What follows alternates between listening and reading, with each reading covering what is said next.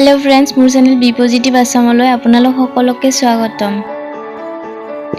ভাৰতৰ প্ৰধানমন্ত্ৰী হ'বলৈ কিমান বছৰ বয়স হ'ব লাগে? উত্তৰ 25 বছৰ। এজন ব্যক্তিক ভাৰতৰ ৰাষ্ট্ৰপতি কিমানবাৰ বনাব পাৰে? উত্তৰ বহুতবাৰ। কি গছৰ তলত হ'লে মানুহ মৰিব পাৰে? উত্তৰ নিম গছৰ তলত হ'লে মানুহ মৰিব পাৰে। ট্ৰাফিক ছিগনেলৰ আৰম্ভ সকলোতকৈ আগত কোনে কৰিছিল? উত্তৰ ৰেলৱে।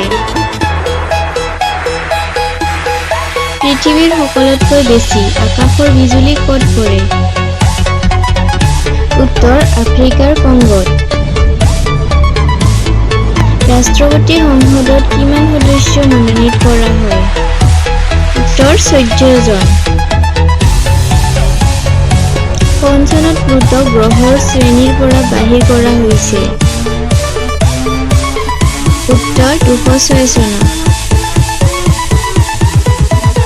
বাবৰৰ দেউতাকৰ নাম কি আছিল? উত্তৰ উমৰ শ্বেখ মিৰ্জা। অসমৰ ক'ত বৰশী বোৱাৰ এখন বাৰ্ষিক প্ৰতিযোগিতা অনুষ্ঠিত হয়?